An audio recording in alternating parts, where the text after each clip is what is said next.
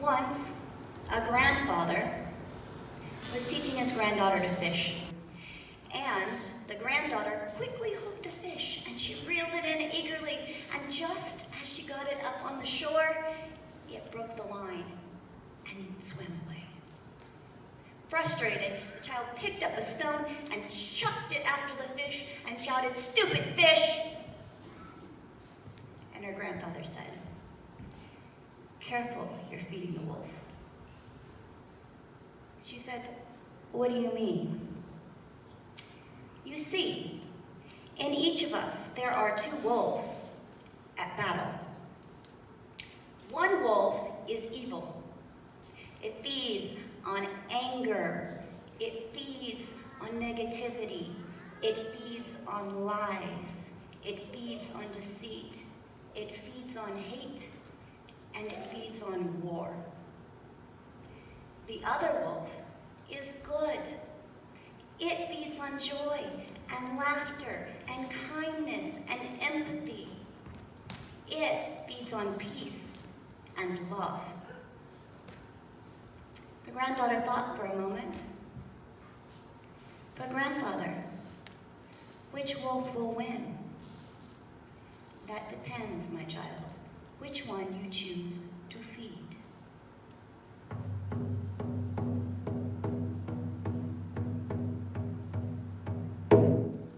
I'd like you all to think for a moment what memories and feelings came to you when you heard the drum.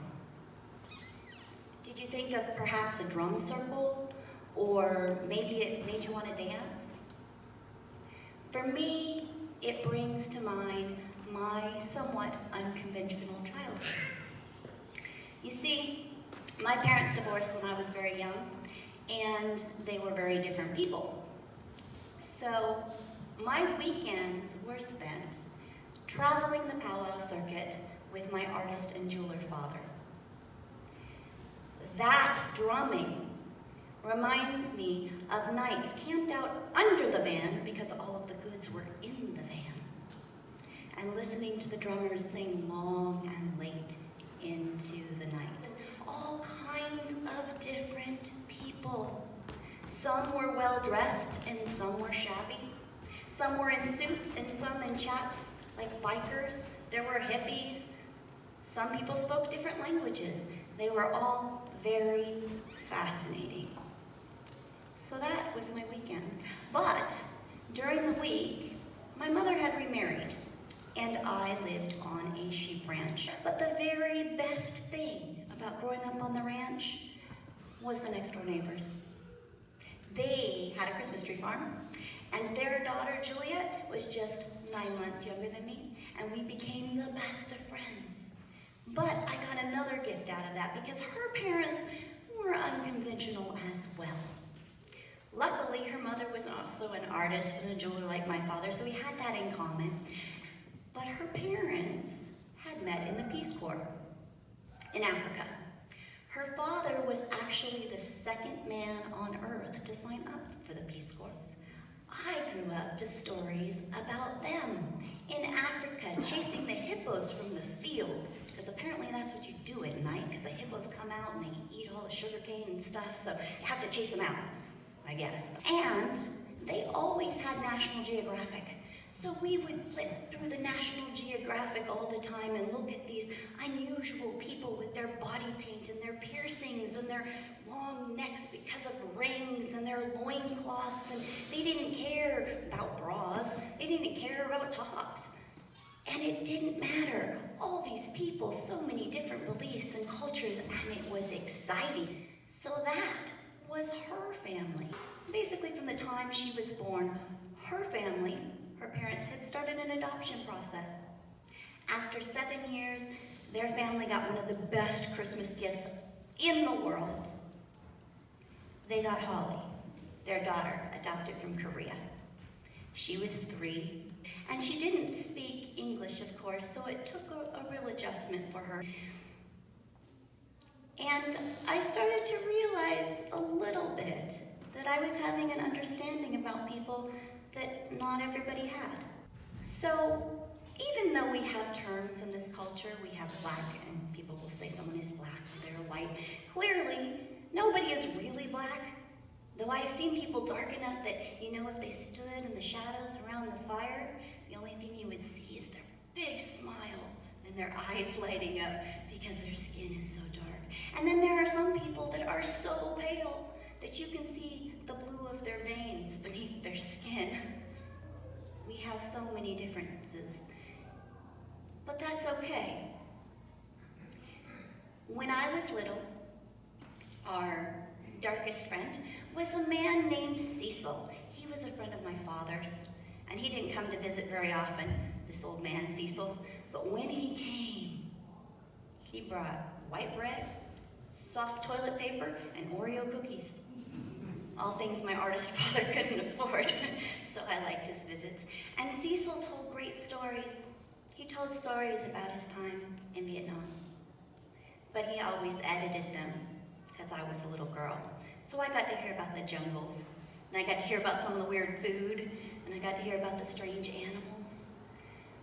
I didn't hear about all the ugliness, of course. One time, when Cecil was visiting, we had a snow, which, since we weren't very high up in the mountains, that was pretty unusual for us to have a snow. And of course, we wanted to go out and play in it. And so we went out and we walked and we had a great time. We made snowballs and tromped around in the snow until we wore holes in those bags and our feet started to get wet and cold. And we went inside by the fire and stripped off our wet shoes and socks and put our feet up on a stump by the fire to warm. And I looked over at Cecil's feet, and not knowing much about people as a 6-year-old, I saw his toenails. And his toenails were weird and wavy, like warped wood. I don't know if you've ever seen it, like plywood gets wet and then it dries again and it gets this weird wobbliness to it. So I stared at his toes for a moment, and finally, being a curious child, I said, "Cecil, do all black people have wrinkly toenails?" I'm embarrassed by the question now, but I was 6. Cecil threw his head back and laughed. He laughed so deep, this belly laugh that Cecil had. He just laughed, and then he fixed me with his stare, and he said, "Oh, no, child, no. He said, "You see, in the war, my feet were down in those boots as I marched through those rice paddies, and they were so wet, and you didn't get dry socks very often, and so my toenails got this fungus thing, and because of that, they have that wobbliness, and it won't go away, but that's just the way it is." But no, no. And he said,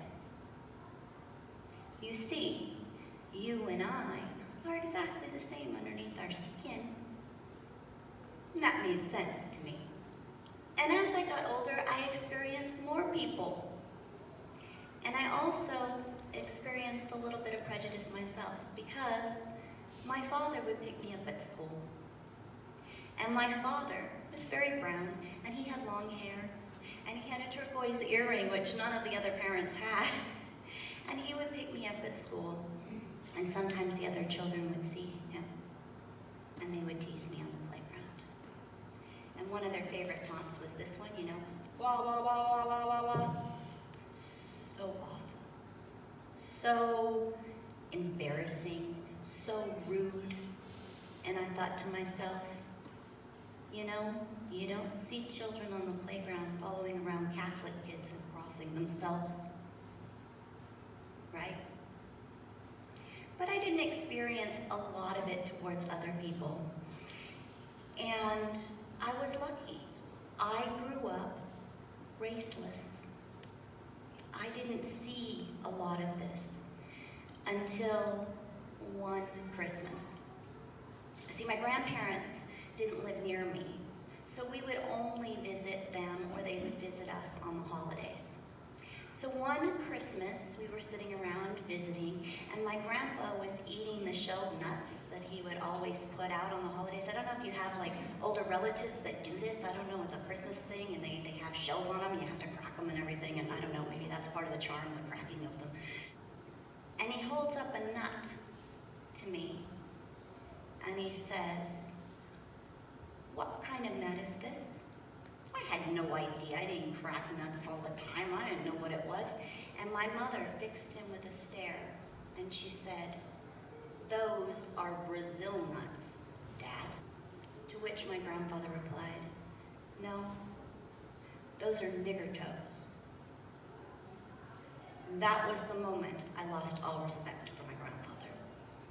In all of this experience and all of these things, I realized that I had learned something that many people don't know. I could tell by looking at anyone exactly what race they were.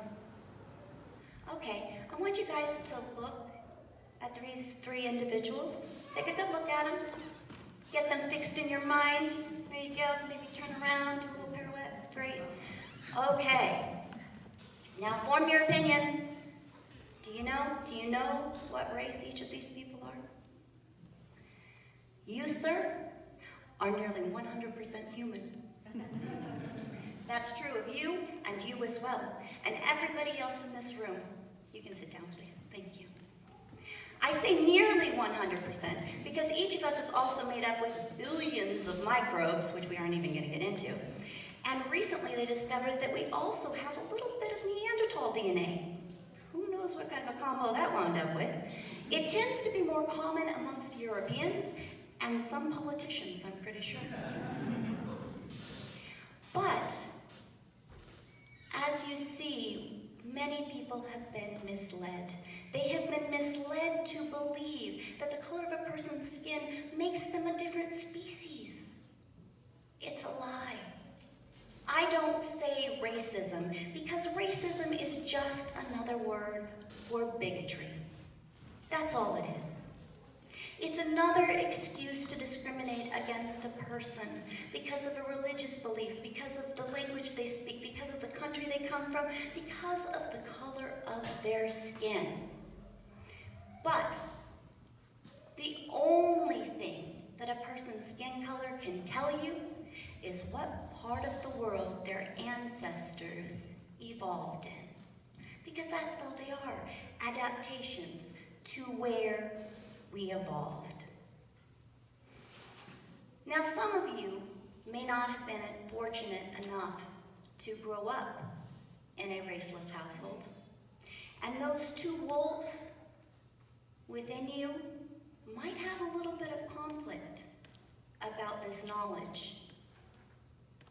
But bigotry is ignorance, and knowledge cures it. So if your wolves are struggling to understand this concept, remember, the one that wins is the one you feed. You decide. Thank you.